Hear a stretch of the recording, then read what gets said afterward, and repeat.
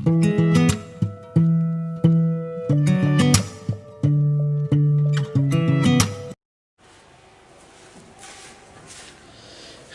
Morning. आज इतिहास BA द्वितीय वर्ष में हम अकबर के बारे में पढ़ेंगे।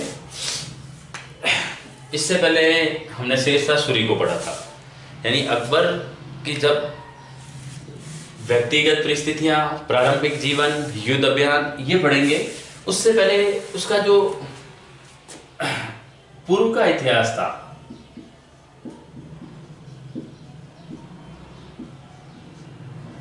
उसको समझना जरूरी है। कहते हैं कि अकबर जब शासक बना तब इसके लिए वैसी परिस्थितियां नहीं थी राजनीतिक क्षेत्र में जैसी इसके पिता हुमायूं को मिली थी। यानी हुमायूं को विरासत में बहुत बड़ा सुदृढ़ साम्राज्य मिला था जो उसका पिता बाबर छोड़ के गया था। लेकिन ऐसी परिस्थितियां होते हुए भी हुमायूं हिंदुस्तान में इतना टिक नहीं पाया या इतनी मजबूत शासन व्यवस्था नहीं दे पाया जितनी, कहते हैं, कठिन परिस्थितियों में अकबर ने हिंदुस्तान में अपने राज को व्यवस्थित किया था। इसलिए कहा जाता है कि हिंदुस्तान में मुगल वंश का जो संस्थापक है,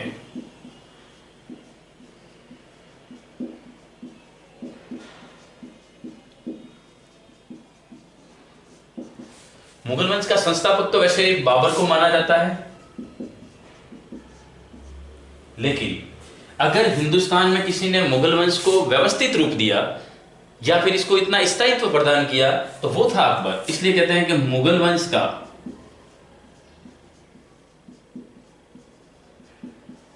वास्तविक संस्थापक किसको कहा जाता है। इसकी जगह कई बार पूछा गया है व्यवस्थापक, यानी कि मुगल वंश का वास्तविक व्यवस्थापक भी पूछा जाए किसको कहा गया है तो वो था अकबर।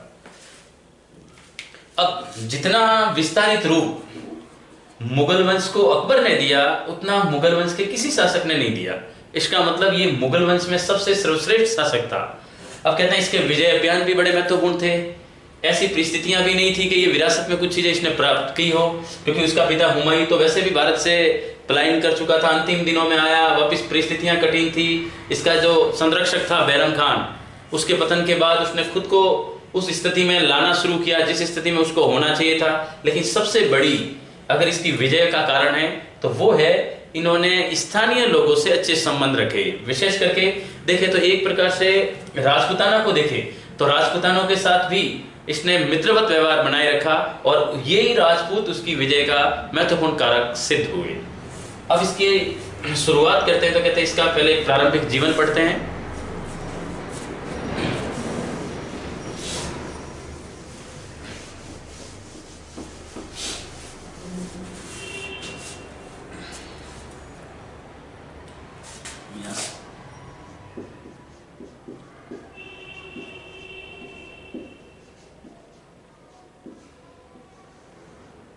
अगर प्रारंभिक जीवन देखें इसका तो कहते हैं इसका जन्म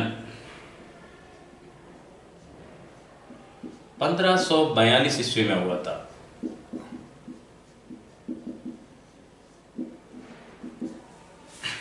सिंध प्रांत के पास अमरकोट स्थान है, वहां पर इसके पिता का नाम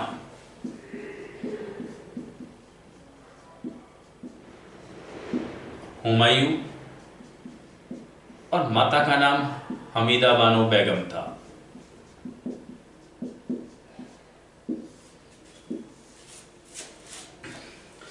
अकबर जिन परिस्थितियों में अकबर का जन्म हुआ है उस समय कहते हैं कि अकबर के जन्म के समय अकबर ने अपने पिता को भी नहीं देख पाया था। उसका कारण था कि अकबर ने हमीदा से उस टाइम विवाह किया है जिस टाइम शेरशाह सूरी ने हुमायूं ने हमीदा बानो से उस समय विवाह किया है जिस समय शेरशाह सूरी ने उसे परास्त करके भारत छोड़ने पर मजबूर कर दिया था। उस समय उसने हमीदा से विवाह किया और ठीक 1541 में इसकी विवाह हुआ था और 1542 में इसी के गर्भ से 1542 में अकबर का जन्म हुआ है। इसका मतलब 1542 के जन्म के समय हुमायूं वापिस इसकी मां के साथ भी नहीं था और ये वापिस अपने, कहते हैं, पूर्वजों के स्थान काबुल की तरफ बढ़ गया था।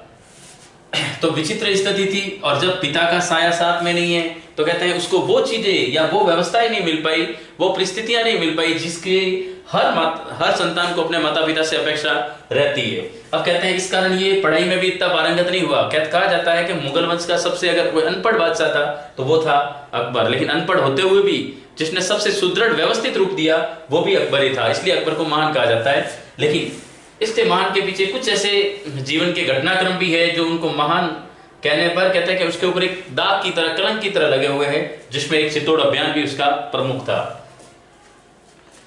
ये था इनका जन्म।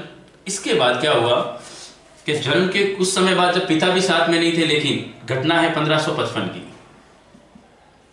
हुमायूं वापिस हिंदुस्तान आता है।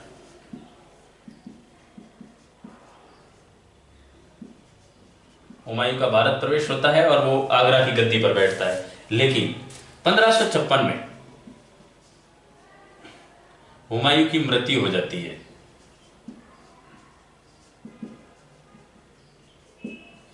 और जैसे ही हुमायूं की मृत्यु होती है, अब उसका वारिसदार कौन है?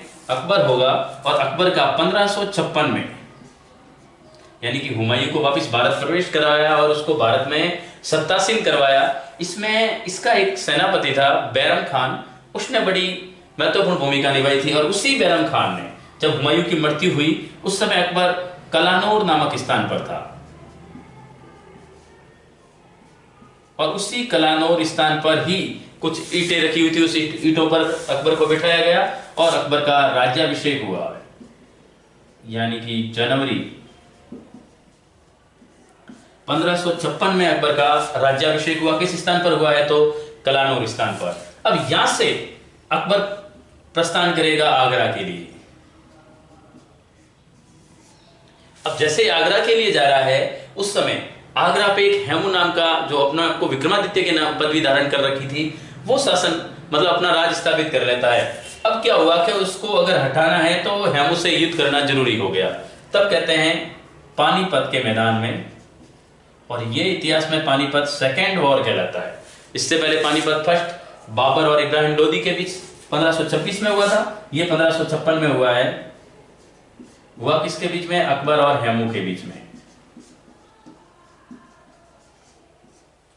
और कहते हैं कि हेमू बड़ी वीरता से लड़ा, अकबर का भी मुकाबला उसने जोरदार किया। अकबर की विशाल फौज थी, इसका नेतृत्व बैरम खान कर रहा था अकबर की सेना का। लेकिन गनीमत ये रही कि उस समय हेमू के आंख में तीर लग गया और इसकी वजह से ये गिर गया, और गिरने से इसकी मृत्यु हो गई। तब जाकर के अकबर को आगरा की राजगद्दी प्राप्त हुई है। तो कहते हैं उसको राजगद्दी प्राप्त करवाने में उसके सेनापति बैरम खान का महत्वपूर्ण रोल था।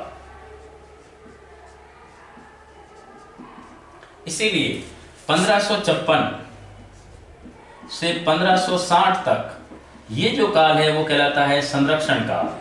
यानी अकबर अभी उम्र में कम था, तो कहते हैं उसकी सत्ता लगभग बैरम खान के संरक्षण में चल रही थी, तो वो उसके संरक्षण काल कहा जाता है। लेकिन बैरम खान का जो संरक्षण था, वो कहते हैं कि जो रनिवास होता था, उन रनिवास की जो बैगमें थी, हुमायूं की कई सारी पत्नियां थी, उनको यह हजम नहीं हुआ कि भाई बैरम खान का इतना प्रभाव उसके ऊपर रहे, अकबर के ऊपर।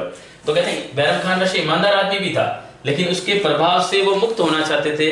तब एक बेगम थी महाम अनगा,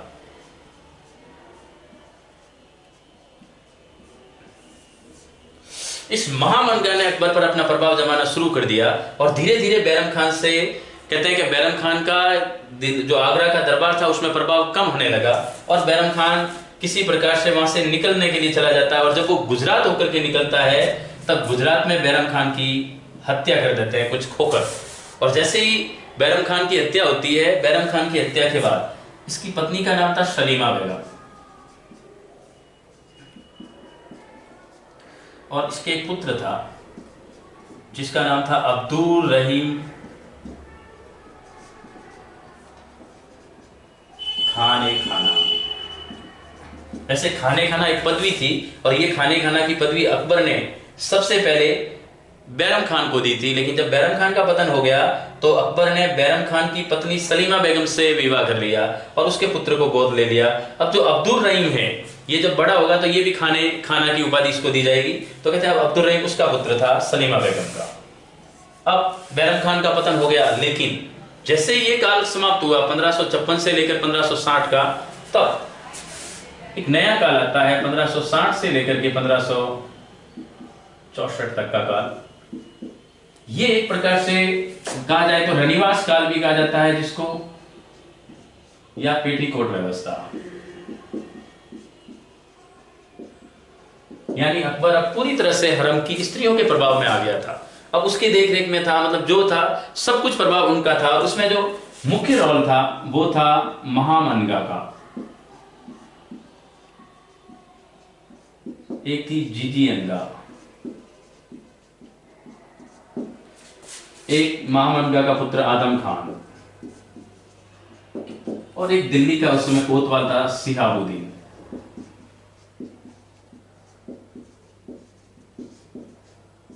ये एक गुट था और इस गुट के प्रभाव में ज्यादा आ गया था अकबर। लेकिन कहते हैं कि इन गुट के षड्यंत्रों का पता चल जाता है बाद में, और बाद में 1564 में आदम खान और महामनगा की हत्या की जाती है, यानी इनको मार दिया जाता है, तब जाकर के इस गुट का पतन हुआ था। और उसके बाद अकबर अपनी स्वतंत्र नीति पर चलता है, और अब तक वो भी खुद भी इतना बड़ा हो गया था कि समझदार था और उस समय की परिस्थितियों को समझ भी गया था। तो ये था 1560 से लेकर के 64 तक का काल। लेकिन ये तो उसके प्रारंभिक जीवन के कुछ भाग थे। लेकिन कहते हैं जब उसके विजय अभियान देखे जाए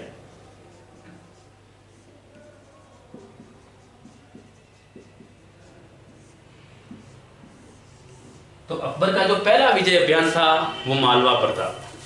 घटना है 1561 की, मालवा अभियान।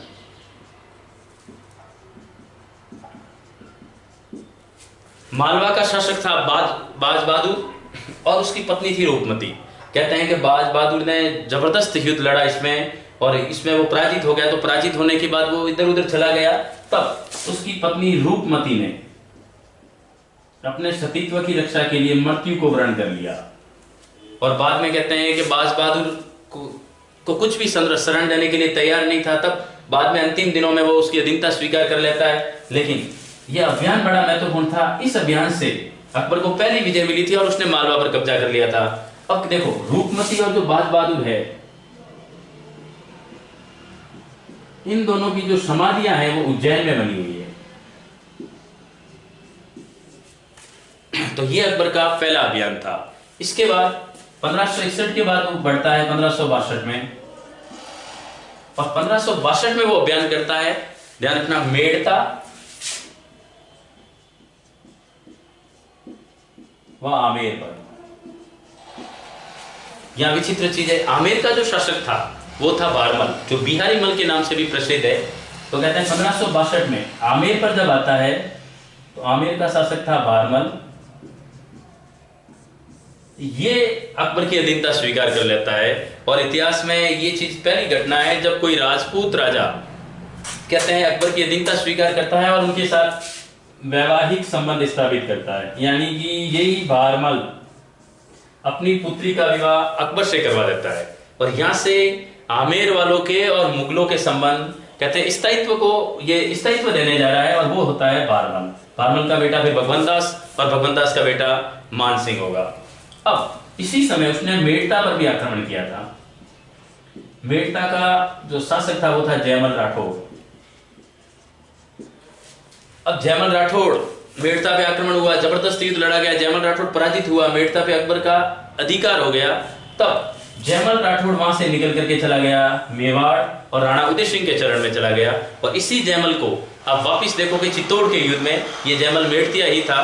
तो कहते हैं ये मेड़ता अभियान में ये इनके हाथ से निकल गया था 1562 में।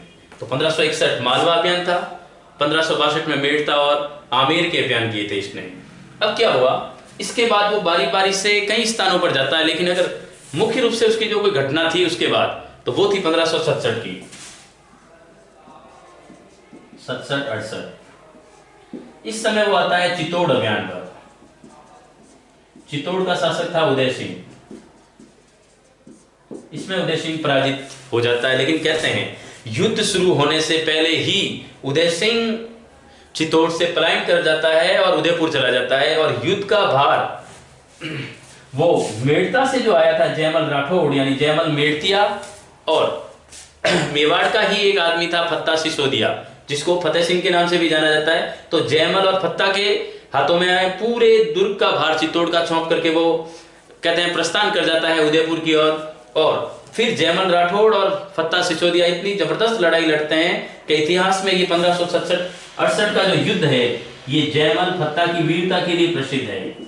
जैसे अपन ने कल के टॉपिक में शेरशाह सूरी के बारे में पढ़ा था कि जो मारवाड़ अभियान था वो दो वीर सेनानायक को उसमें जैता और कुपा पर पूरी तरह से निर्भर था, तो कहते हैं वो युद्ध ही उन्हीं को समर्पित हो गया था। वैसे ही 1567-68 चित्तौड़ का युद्ध भी जयमल फत्ता के नाम से प्रसिद्ध है।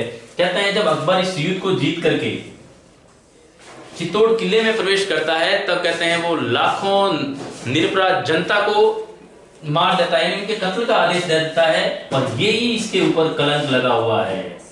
यानी अकबर ने जितने अच्छे काम किए होंगे उसके ऊपर उन्होंने चित्तौड़ दुर्ग में जो नरसंहार किया है वो उसके ऊपर मतलब कहते हैं उसके जीवन इतिहास पे एक कलंक की तरह लगा हुआ है।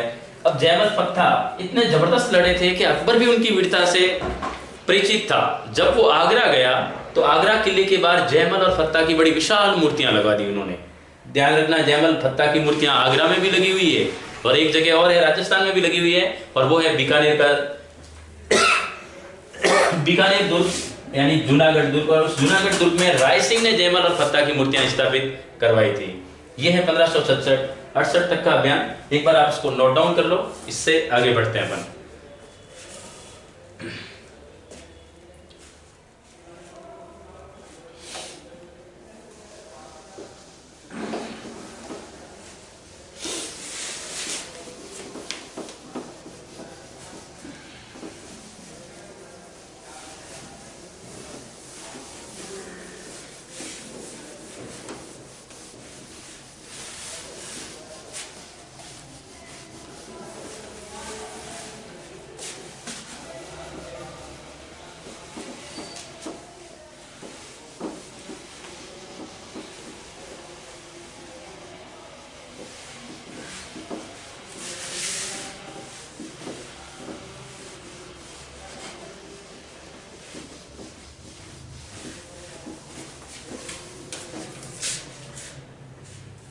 अब देखो, इससे आगे जब पढ़ते हैं तो 1567-68 के बाद राजस्थान में एक ऐसा दौर आया जब राजपूत राजाओं से कहते हैं अकबर को भी मित्रता करनी जरूरी हो गई थी, तो वो राजपूतों के अभियान पे आता है। अब क्या हुआ था 1569 में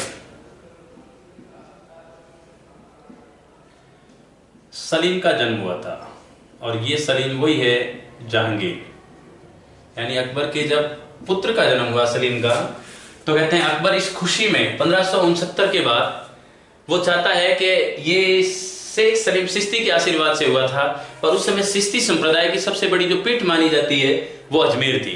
तो कहते हैं वो अजमेर जियारत करने आता है। तो कहते हैं इस खुशी में ही आता है जब 1569 में सलीम का जन्म होता है, तो 1570 में वो आता है अजमेर। और जब अजमेर आता है तो उसके दो उद्देश्य होते हैं, धार्मिक यात्रा भी थी और साथ साथ में वो राजनीतिक उद्देश्य सिद्ध करने के लिए भी आता है। और वो उद्देश्य 1570 में ही वो जब अजमेर आता है तो अजमेर के पास में एक स्थान है नागौर, वहां एक विशाल दरबार लगाता है जो इतिहास में 1570 का नागौर दरबार कहा जाता है। कहते हैं राजपूताना के हर राज्य यहाँ आए थे। इस नागौर दरबार में मेवाड़ के अतिरिक्त बांसवाड़ा, डूंगरपुर, इन रियासतों ने कहते हैं कि अकबर की अधीनता स्वीकार नहीं की थी, लेकिन वो छोटी छोटी रियासतें थी, पर मुख्य रूप से जो रियासत थी वो सिर्फ मेवाड़ थी जिसने इसकी अधीनता स्वीकार नहीं की थी। अब कौन कौन गए, तो कहते हैं जो तीन राज्य बड़े इंपॉर्टेंट थे, मारवाड़, बीकानेर, मारवाड़ जोधपुर है, जैसलमेर। इसके अलावा देखें उस समय की स्थितियां तो आमेर और मेवाड़। तो कहते हैं मेवाड़ से तो कोई गया ही नहीं, क्योंकि वो तो अकबर की अधीनता स्वीकार करना ही नहीं चाहते थे। तो इसमें जब कहा जाता है कि 1570 के नागौर दरबार के समय मेवाड़ का शासक कौन था, तो राणा उदय सिंह ही थे। लेकिन क्योंकि मेवाड़ वाले गए नहीं थे तो मेवाड़ को लिखना ही नहीं है। लेकिन एक चीज आमेर को भी हटा देते, क्योंकि आमेर वालों ने पहले ही अकबर की अधीनता स्वीकार कर ली थी, तो आमेर वाले तो शामिल ही थे। लेकिन मारवाड़, बीकानेर और जैसलमेर से कौन गया? मारवाड़ से गए थे रामचंद्र सेन,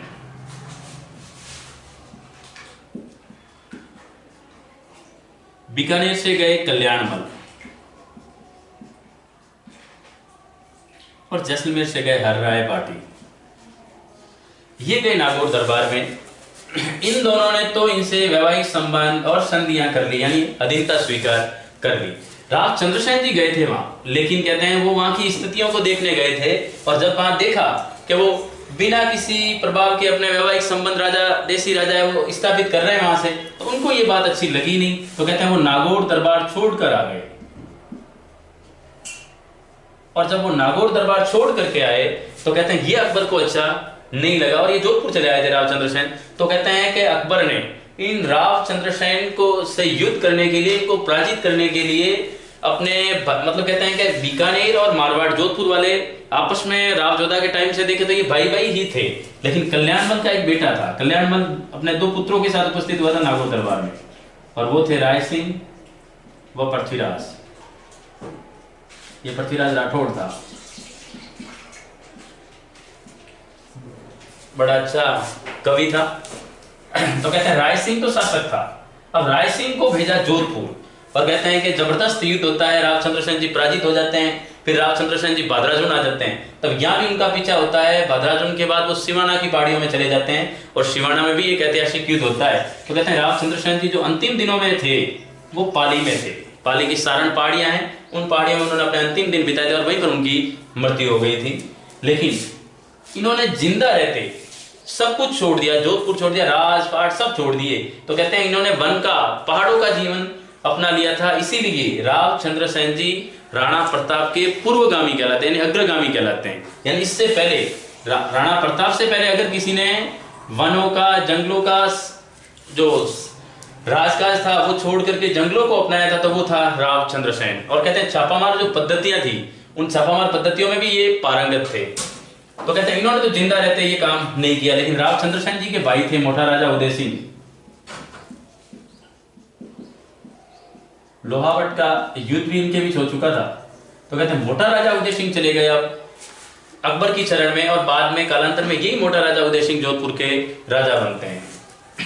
तो कहते हैं इन्होंने अधीनता स्वीकार कर ली। नागौर दरबार अकबर के जीवन काल का महत्वपूर्ण घटनाक्रम है, जिसमें उसने कई राजपूत राजाओं से संधियां कर ली, लेकिन संधि नहीं की तो एक ने नहीं की, और वो था मेवाड़। यानी अकबर के लिए अब मेवाड़ अभियान बड़ा विचित्र हो गया। दूसरा, अकबर इससे पहले मेवाड़ की परिस्थितियों से भली भांति वाकिफ था, क्योंकि वो 1567-68 के जो मेवाड़ अभियान हुआ था, चित्तौड़ अभियान, उसमें वहां की वीरता, राजपूत राजाओं के लड़ने के रण कौशल को और वहां की परिस्थितियों को समझ चुका था। तो कहते हैं कि और जब राणा प्रताप बना, घटनाक्रम है 1572 का। 1572 में क्या हुआ था, 28 फरवरी का दिन था, और इस दिन होली थी, और इसी होली के दिन राणा उदय सिंह की मृत्यु हो गई।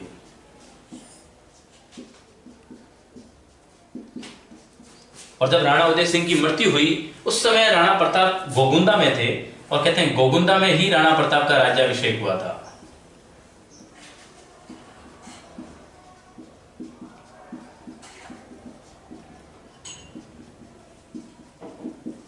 वैसे राणा प्रताप को अपन डिटेल से, इनके भाई जगमाल, शक्ति सिंह, इनको डिटेल से राणा प्रताप के टॉपिक में पढ़ेंगे, लेकिन फिलहाल अपन अकबर के ऊपर पूरा अध्ययन कर रहे हैं, तो अकबर से संबंधित जो चीजें हैं उन्हीं को फोकस करेंगे यहाँ पर। अब गोगुंदा में राणा प्रताप का राज्याभिषेक हुआ, तो राणा प्रताप राजगद्दी पर बैठते हैं 1572 में। अब राणा प्रताप 1572 में जैसे ही शासक बनते हैं, तब अकबर क्या होता है कि राणा प्रताप से समझौता करने के लिए अपने दूत भेजता है, और उन दूतों का क्रम, एक बार आरएस में भी ये क्वेश्चन आया हुआ है कि राणा प्रताप से संधि करने के लिए अकबर ने जो 4 दूत भेजे थे उनका क्रम क्या था। तो कहते हैं उन्होंने सबसे पहले भेजा था जलाल खान को। जलाल खान कोर्ची था। ये जब सफल नहीं हुआ, यानी राणा प्रताप ने इनसे संधि करने का प्रस्ताव नहीं माना, तब कहते हैं कि उस समय डूंगरपुर और गुजरात के ईडर प्रदेश पे अभियान पे गए थे आमेर के मान सिंह, और मान सिंह को उन्होंने कहलवाया था कि आते टाइम आप मेवाड़ होके आना, और वो मेवाड़ आए थे। तो कहते हैं दूसरे दूत के रूप में आए थे मान सिंह, लेकिन मान सिंह भी असफल हो गए। तब कहते हैं आए भगवान दास, ये भी असफल हो गए।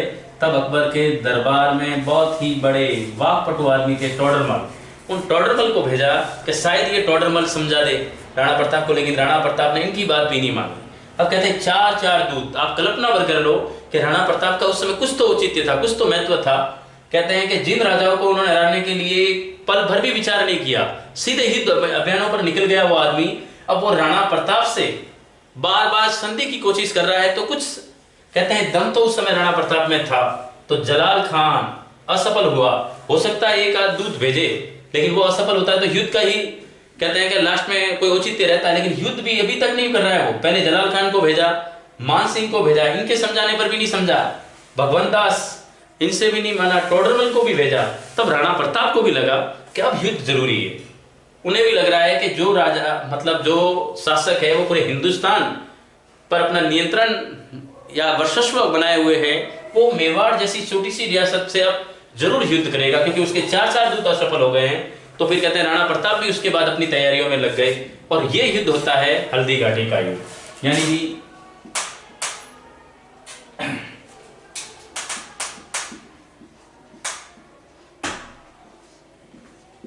फेमस युद्ध है और इसे निर्णायक युद्धों में माना जाता है। घटना है 1576 की। अब क्या हुआ, जून महीने में भयंकर गर्मी पड़ती है। उस गर्मी के दौर में हल्दी घाटी का युद्ध 1576 में लड़ा जाता है। अब कहते हैं कि अजमेर की तरफ से सेना आई थी अकबर की, लेकिन जब अकबर ने अपनी सेना भेजी थी, वो सेना भेजी थी मान सिंह और आसफ खान के नेतृत्व में। यानी मान सिंह और आसफ खान आगरा से रवाना होते हैं और अजमेर आते हैं। अजमेर में अकबर ने किला बना रखा था, और जिसे अकबर का किला कहा जाता है, मैगजीन का दुर्ग भी कहा जाता है, और दौलत खाना भी कहा जाता था।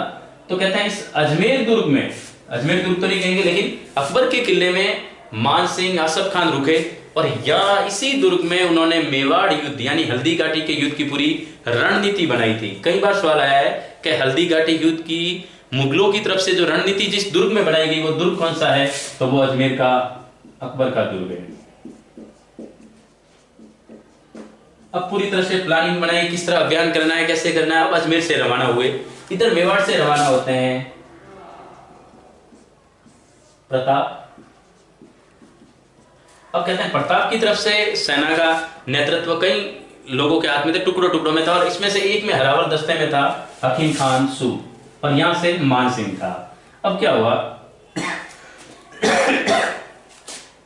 आप एक घटनाक्रम समझो, थोड़ा सा मैं भौगोलिक स्थिति के बारे में बता रहा हूं।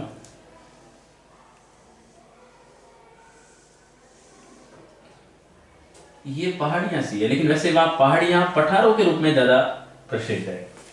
इसको समझना, ये मेवाड़ से जा रहे हैं और उधर अजमेर से आएंगे वाया राजसमंद होकर के।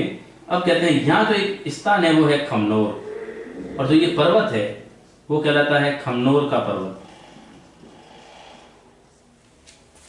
इसके अलावा जो इस साइड का जो पर्वत है वो कहलाता है गोगुंदा का पर्वत या पहाड़। अब देखो उस समय तो जो स्थितियां थी वो अगर देखा जाए तो ये पूरे मेवाड़ रियासत का ही भाग था। राजस्थान का कोई राजनीतिक रूप से इतना वर्गीकरण हुआ नहीं था कि ये अलग डिस्ट्रिक्ट में, ये अलग डिस्ट्रिक्ट में, लेकिन वर्तमान के दौर में देखा जाए तो ये दोनों पहाड़ है वो अलग अलग जिले में स्थित है। अब क्या हुआ, ये जो बीच में एक संकरा सा रास्ता है, ये रास्ता था और यही था हल्दी घाटी। अब इस हल्दी घाटी जो एक संकरा रास्ता था, उस रास्ते से होकर के मेवाड़ में प्रवेश करने का उनका एक मार्ग बना हुआ था, और वो यहीं से प्रवेश करेंगे। इस तरफ से अकबर की सेना आएगी, इस तरफ से मेवाड़ी सेना जाएगी। अब जो खमनोर का पर्वत है, वर्तमान में ये जो खमनोर का पर्वत है वो राजसमंद जिले में है, जबकि गोगुंदा है ये उदयपुर में है। अब देखो जो हल्दी घाटी है ये किसमें है, तो कहते हैं इसके लिए ये समझना पड़ेगा कि जो हल्दी घाटी का जो मैदान है यानी जो मार्ग है वो वहां से लेकर के पूरा खमनोर ये पूरे राजसमंद में। इसलिए कई बार सवाल आता है कि वर्तमान में हल्दी घाटी किस जिले में स्थित है, या हल्दी घाटी का युद्ध जो लड़ा गया वो वर्तमान में क्षेत्र किस जिले में है, तो वो राजसमंद जिले में है। यानी खमनोर और हल्दी घाटी दोनों राजसमंद में है। और जैसे ही ये मार्ग पूरा होता है और पहाड़ी शुरू होती है, ये जो गोगुंदा का हिस्सा है ये उदयपुर जिले में है। अब क्या होता है कि इस समय कहते हैं इस युद्ध को इतिहासकारों ने अलग अलग मत दिए हैं, अलग अलग नाम दिए हैं। जैसे कहते हैं इस युद्ध में अकबर का एक इतिहासकार था बदायूं। वो बदायूं इस युद्ध में मौजूद था। अब जो बदायूं था वो इस युद्ध में मौजूद था, तो कहते हैं कि वो सैनिकों के रूप में साथ में था। तब कहते हैं कि उस समय तो ये था नहीं, कि भाई ये खमनोर है, ये गोगुंदा है, क्योंकि दोनों पास पास में पहाड़ थे, बीच में सिर्फ एक मार्ग था। आज की परिस्थितियां भी देखे तो कहते हैं इधर भी पहाड़ है, इधर भी पहाड़ है, और चूंकि सब मेवाड़ का हिस्सा है तो वो ये नहीं समझते थे कि ये कौन सा है, ये कौन सा है। लेकिन जिस पहाड़ पे बैठे हैं उसके आसपास कोई कोई बड़ा गांव था, उस गांव के आधार पे उस पहाड़ का नामकरण हुआ था। तो कहते हैं उसके हिसाब से वो बता रहे हैं, देखो युद्ध हो रहा है, कुछ सैनिक युद्ध के समय यहाँ मौजूद थे, यहाँ बैठे होंगे, कुछ सैनिक यहाँ भी बैठे होंगे, क्योंकि ये बड़ा सा भूभाग था। कोई सैनिक छोटे मोटे तो मतलब कम संख्याओं में तो थे नहीं, विशाल फौज में थे। तो कहते हैं कुछ इधर बैठे, कुछ इधर बैठे। जो बदायूनी था हो सकता है वो गोगुंदा के पहाड़ पे बैठा हो, इसलिए गोगुंदा का युद्ध यानी हल्दी घाटी के युद्ध को गोगुंदा का युद्ध किसने कहा है? तो ये कहा था बदायूनी ने। किसने कहा था? बदायूनी ने। एक बार इसको वापस कर देते हैं कि भाई गोगुंदा का युद्ध कहा किसने है? तो कहते हैं गोगुंदा का जो युद्ध है वो बदायूनी ने कहा था, क्योंकि इस समय वो गोगुंदा पर्वत पर खुद मौजूद था। लेकिन खमनोर का युद्ध किसने कहा? तो कहते हैं कि जब विजय अभियान के बाद वापिस चले गए होंगे सैनिक, तो कहते हैं सैनिकों से युद्ध के बारे में पूछा गया होगा, और पूछा था किसने? अकबर का एक दरबारी इतिहासकार था, और वो था अबुल फजल। अबुल फजल ने जब पूछा होगा किसी सैनिकों को भाई किस स्थान पर लड़े थे, उसकी वास्तविक स्थिति क्या थी, तो हो सकता है अकबर जो अबुल फजल है वो जिन सैनिकों से मिला वो सैनिक शायद खमनोर के पहाड़ पे बैठे होंगे या खमनोर के स्थान की साइड में थे। तो उन्होंने कहा कि हम खमनोर में थे, इसलिए खमनोर का जो युद्ध है ये कहा है अबुल फजल ने। याद रखना, मोस्ट इंपोर्टेंट है। बदायूनी ने गोगुंदा का युद्ध, अबुल फजल ने खमनोर का युद्ध, जबकि वास्तविक रूप से ये हल्दी घाटी का युद्ध है। लेकिन भारत राजस्थान का एक बहुत बड़ा इतिहासकार हुआ और वो था कर्नल जेम्स टॉड। इसने इस युद्ध को मेवाड़ की थर्मोपोली कहा है। क्या कहा है? मेवाड़ की थर्मोपोली। किस युद्ध को कहा है? हल्दी घाटी युद्ध को। किसने कहा है? कर्नल जेम्स टॉड ने। तो ये कुछ इसके बारे में फैक्ट्स थे। अब देखो, जो सेना आमने सामने लड़ी, कहते हैं शुरुआती दौर में राणा प्रताप की सेना बड़ी जबरदस्त लड़ रही थी, क्योंकि राणा प्रताप की सेना अभी तक पहाड़ियों में थी, वो मैदानी भागों में प्रवेश नहीं कर रही थी, तब तक वो बड़ी भारी थी। लेकिन शुरुआती दौर में क्या हुआ, अकबर की सेना में भगदड़ मच गई। मेवाड़ी राजपूत वीरों की वीरता को देख करके तो जब वो पीछे हट गए तो गलती यही हो गई कि मेवाड़ी सैनिक पहाड़ियों को छोड़ करके उनके पीछे मैदानी भागों में आ गए, और मैदानी भागों में क्या है कि इसकी फौज बड़ी थी, तो यहाँ वापिस युद्ध हुआ, और इस युद्ध में कहते हैं राणा प्रताप की सेना पराजित हो गई। और इसमें कहते हैं राणा प्रताप जो थे वो भी घायल हो गए थे। अब घायल होकर के कहते हैं चैतक उनको लेकर के जा रहा था, तो फिर जब चैतक के एक टांग भी कट गई थी मानसिंह के समय। लेकिन मैं ये सब पूरी जो अध्ययन है वो दिन में महाराणा प्रताप का एक विषय लेकर के आएंगे, पूरा टॉपिक, उस टॉपिक में पूरे डिटेल से पढ़ेंगे। लेकिन फिलहाल यहाँ अकबर से रिलेटेड है कि इस युद्ध में राणा प्रताप एक तरह से बैकफुट पे चले गए। अब राणा प्रताप ने अपना जो निवास स्थान है वो चित्तौड़ छोड़ दिया। तो कहते हैं कि अब इनकी संकटकालीन राजधानी कौन सी रहेगी? आपने भी कई बार पढ़ा होगा कि कहते हैं कि इनकी संकटकालीन कौन सी राजधानी थी? तो चावड़, यानी ये इनका आपातकालीन स्थान था। जिस समय वो चित्तौड़ छोड़ दिए गए थे, पराजित होकर के यहाँ आ गए थे और सावन में अपना अंतिम दिन बिता रहे थे, कहते सावन को उन्होंने अपना राजधानी क्षेत्र बना दिया। और यहाँ से वो बारी बारी से अकबर के जो अकबर ने अपने कब्जे में स्थान लिए उनके ऊपर दावे बोल रहे हैं। लेकिन कहते हैं नो डाउट इसमें अकबर भारी रहा होगा। इतिहासकार कहीं अलग अलग राय बताते हैं उस समय के इतिहासकार, लेकिन राणा प्रताप इस युद्ध में पराजित भी नहीं हुआ था, क्योंकि राणा प्रताप अभी भी उससे लोहा ले रहे थे। अब क्या हुआ कि जैसे जिस जिस स्थानों पर कब्जा था राणा प्रताप ने उनको टिकने नहीं दिया, और उसके बाद एक ऐतिहासिक युद्ध लड़ी जाती, बहुत लंबी लड़ाई लड़ी गई थी। युद्ध हुआ था 1580 से 82 के बीच में। मेवाड़ का एक स्थान था दिवेर, जिसे दिवेर का युद्ध कहा जाता है। और इस युद्ध में कहते हैं 1580 के और 82 दिवेर के युद्ध में कहते हैं कि जो शहबाज खान था अकबर का सेनानायक, उसको पराजित कर दिया जाता है और दिवेर के युद्ध में राणा प्रताप विजय घोषित हो जाते हैं। तो इस प्रकार देखा जाए तो ये भी नहीं कहा जा सकता कि राणा प्रताप पूर्ण रूप से यहाँ पराजित भी हुए थे। लेकिन दिवेर युद्ध के बाद राणा प्रताप का थोड़ा सा परिदृश्य चेंज हो जाता है। लेकिन 1597 में राणा प्रताप की मृत्यु भी हो जाती है।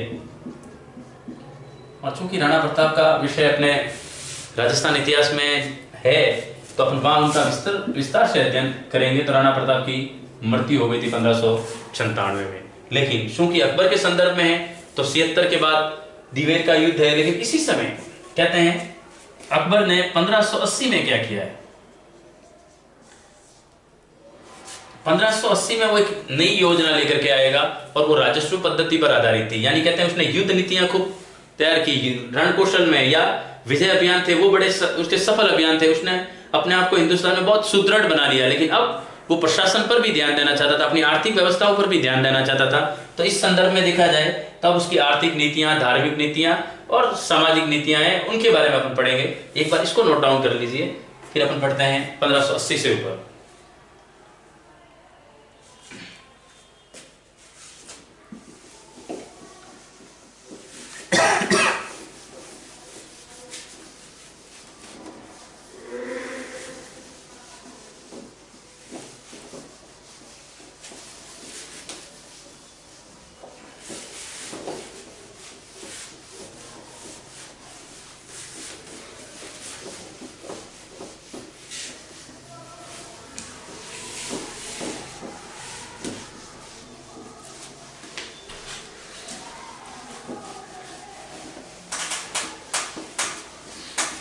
अब पढ़ेंगे उसके धार्मिक नीतियों के बारे में।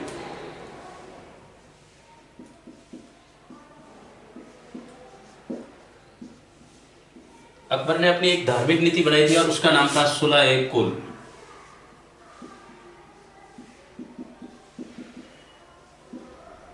और कहते हैं कि ये नीति पूरी तरह से हिंदू मुस्लिम एकता पर निर्भर थी और इसका मेन उद्देश्य था अपने कुल में सुलह करवाना। कहते हैं कि जब 1562 में आमेर के शासक भारमल या बिहारीमल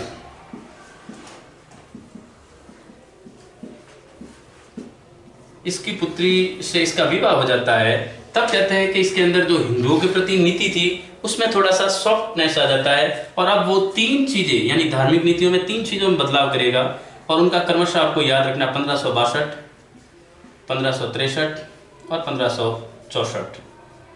62 में क्या करता है वो कि हिंदुओं से दास प्रथा का उन्मूलन कर देता है।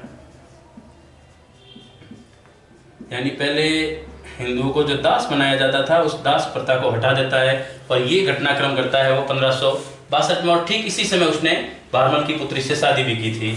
अब देखो 1563 में वो क्या करता है, हिंदुओं के ऊपर पहले तीर्थ यात्रा कर लगता था, तो तीर्थ यात्रा कर का उन्मूलन या समाप्ति ये करता है वो 1563 में। और 64 में वो हिंदुओं से जजिया कर हटा देता है।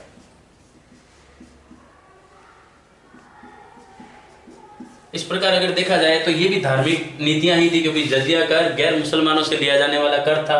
पहले जमाने में हिंदू जब मुगलों के टाइम में तीर्थ यात्रा पे जाते थे उस समय भी उनके ऊपर एक टैक्स लगता था और दास बनाए जाते थे। तो इन तीन प्रथाओं को उन्होंने हटा दिया। एक प्रकार से देखा जाए तो ये दोनों सामाजिक और धार्मिक दोनों पक्षों से संबंधित है। और जब इन प्रथाओं को हटाया, आपको ये भी याद है कि इसी जजिया कर को वापिस औरंगजेब ने 1679 में वापिस लगाया था, जब मेवाड़ के राणा राज सिंह और मारवाड़ के राजा जशवंत सिंह की मृत्यु हो गई। तो कहते हैं इसके बाद औरंगजेब का कोई विरोध करने वाला नहीं रह गया था। तो ये तीन चीजें प्रारंभिक दौर में हटाई थी। 62 में शादी हुई थी और जब शादी हुई उसी समय उसने प्रभाव में आकर के अपनी हिंदू रानी के दास प्रथा का उन्मूलन कर दिया। तीर्थ यात्रा कर शॉर्टकट ट्रिक्स इसकी ये है कि जब भी याद करो तब याद रखना दातीस, यानी हिंदुओं से जो ये प्रथा हटा रहा है वो कहते हैं उसके विवाह के समय से ही हटा रहा है। और 62 में शादी हुई थी तो 62 में वो आया था मेड़ता और आमेर अभियान पे। तो दा से दास प्रथा, ती से तीर्थ यात्रा और ज से जजिया कर। तो कहते हैं ये तो इसकी कुछ धार्मिक नीति थी। अकबर की धार्मिक नीति के बाद अब अपन नया जो रूप है वो देखेंगे आर्थिक व्यवस्था।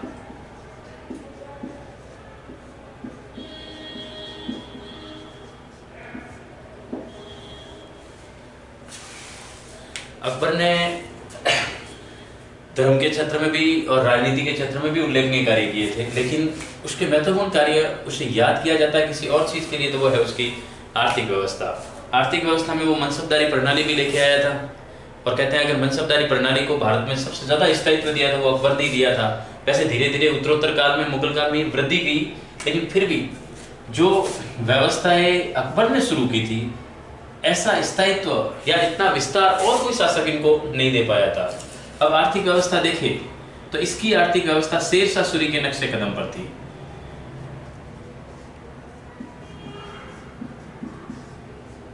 शेरशाह सूरी की एक आर्थिक व्यवस्था चल रही थी और वो थी जब्ती व्यवस्था या जब्ती प्रणाली। इसी को यानी जो शेरशाह सूरी शासन व्यवस्था चला रहा था आर्थिक, उसी जब्ती प्रणाली को इसने और मानक ढंग दिया, यानी वैज्ञानिक प्रणाली को और ज्यादा विकसित किया और नई व्यवस्था शुरू की जो कहलाती है आईन ए देसाला। यानी अकबर की जो राजस्व पद्धति है वो आईन ए देसाला के नाम से प्रसिद्ध है और ये पद्धति लागू हुई थी 1580 ईस्वी में।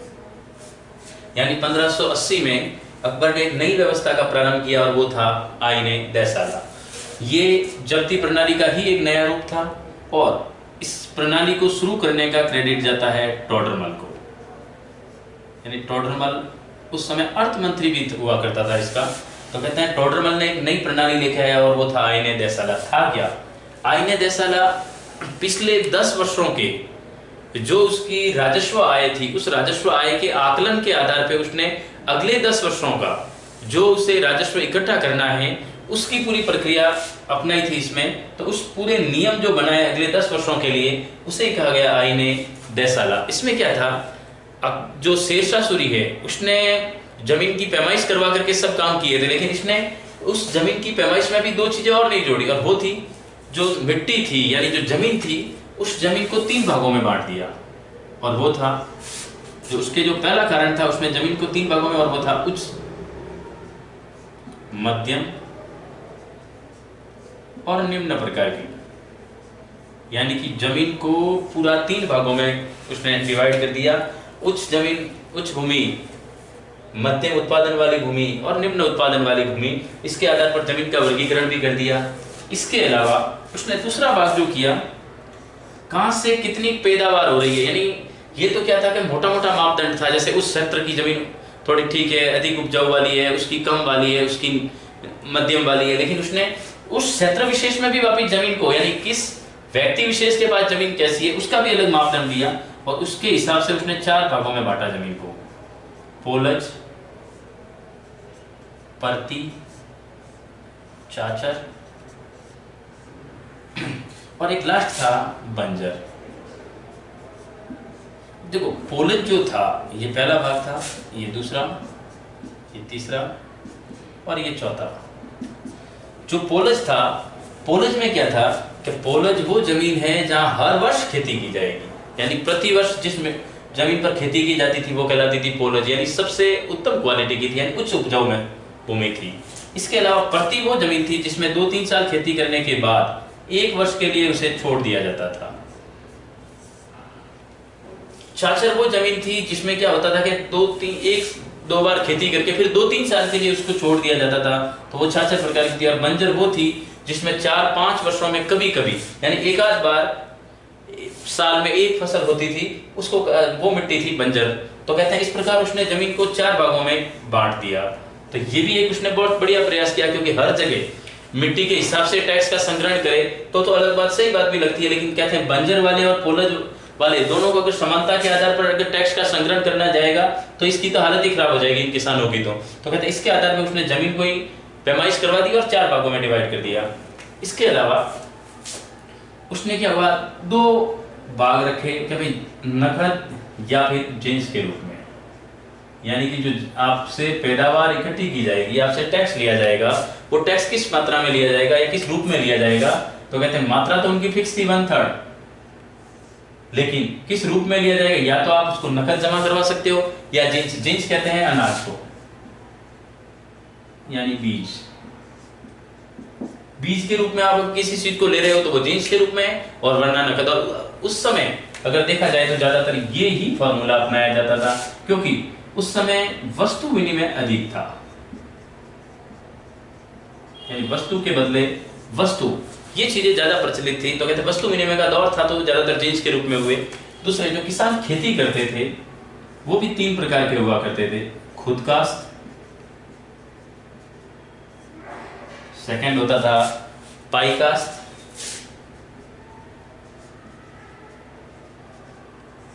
और तीसरा होता था मुजारियन, जिसको मुजारा भी कहते थे। खुद काश्त वो किसान थे जो अपने स्वयं की खेत पे यानी स्वयं की जमीन पे खेती करते थे, वो तो कहलाते थे खुद काश्त। यानी खुद की जमीन पर खेती करने वाले काश्तकार क्या कहलाएंगे? खुद काश्त। दूसरों की खेती पर या दूसरों की जमीन पर जो कृषि कार्य करते थे वो कहलाते थे पाई काश्त, यानी दूसरों के जमीन पर निर्भर थे और ये खुद की जमीन पर काश्तकारी करते थे, ये दूसरों की जमीन पे, इसलिए पाई काश्त। और मुजारिम वो थे जो खुद की जमीन पर तो खेती करते ही थे, लेकिन उनको वो खेती यानी खुद की जमीन कम होती थी तो क्या होता था कि साइड में वो दूसरे से कुछ जमीन किराए पर लेकर के उसके ऊपर भी खेती करते थे। यानी इन दोनों का मिक्स रूप है मुजारिम, यानी कि जिसमें खुद की जमीन पर भी खेती की जाती थी, साथ साथ में अतिरिक्त खेती करने के लिए वो दूसरे से किराए पर जमीन लेकर के उस पर खेती करते थे, तो वो लोग कहलाए मुजारिम। दूसरों की जमीन पर सिर्फ खेती करने वाले पाई काश्त, और खुद की जमीन पर ही खेती करने वाले खुद काश्त कहलाते थे। तो ये तो था उसका आर्थिक व्यवस्था में। इसके अलावा उसने मुद्रा व्यवस्था भी जारी की थी, यानी मुद्रा प्रणाली। मुद्रा प्रणाली देखे तो उसने राम और सीता नामक सिक्के चलाए। इसके अलावा इलाही और जलाली,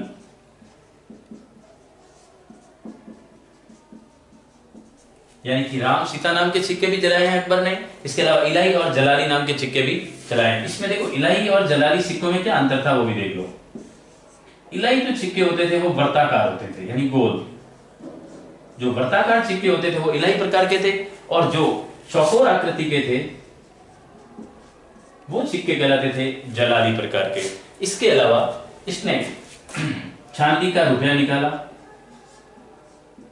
चांदी में रुपया सिक्का,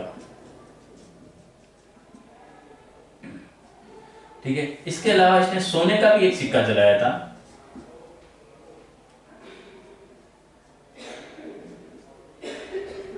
और वो क्या क्या कहलाया? सोने का जो सिक्का था इसका वो इलाही के नाम से प्रसिद्ध था। किस नाम से? इलाही नाम से। वैसे सोने के सिक्के का एक और रूप भी था, लेकिन मुख्य रूप से वो इलाही के नाम से ही जाना गया है। इसके अलावा चांदी का भी था, तांबे का दाम भी था प्रसिद्ध सिक्का। तो कहते हैं ये इसकी मुद्रा प्रणाली थी। इसके अलावा देखें तो इसके दरबार में 9 रत्न बैठते थे, यानी कि देखा जाए तो जो 9 रत्न थे उनका भी प्रमुख योगदान था। तो जो दरबारी थे बड़े फेमस 9 रत्न थे, उनके खास सिपह सलार थे। उसमें देखा जाए तो मान सिंह,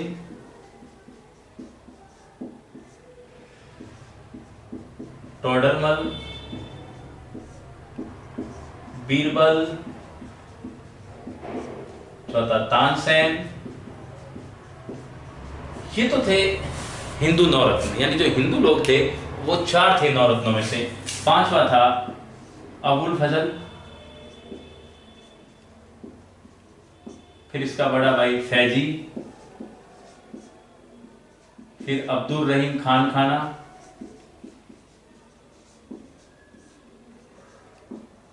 खान ए खाना, ये बैरम खान का बेटा था। इसके अलावा मुल्ला दो प्याजा,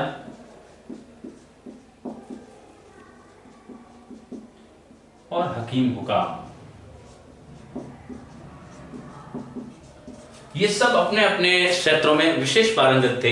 मानसिंह सेनापति था, बारबल का पोता था, टोडरमल अर्थव्यवस्था का अच्छा पारंगत था, बीरबल अच्छा वक्ता था, तानसेन संगीत क्षेत्र में अपनी उपलब्धियां रखता था, अबुल फजल एक बड़ा इतिहासकार था जिसने आईने अकबरी और अकबरनामा लिखा है, फैजी ये भी कवि और इतिहासकार रहा हुआ है। इसके अलावा जो अब्दुल रहीम खान खाना था, ये कहा जाता है कि ये भी एक बड़ा सेनापतित्व का कार्य था। गुजरात विजय इसी ने हासिल करवाई थी अकबर को, और इसी गुजरात विजय के उपलक्ष्य में अकबर ने इसे अब्दुल रहीम को खाने खाना की उपाधि दी थी। इसके अलावा मुल्ला दो प्याजा, ये जो था ये अकबर का सलाहकार था। और जो हकीम हुकाम था वो था रसोई घर का प्रधान। इसका जो रसोई घर था उसका मुखिया। इस प्रकार ये थे इसके 9 रत्न। आज की क्लास में अकबर के बारे में इतना ही। कल जहांगीर के टॉपिक के साथ उपस्थित होंगे। धन्यवाद।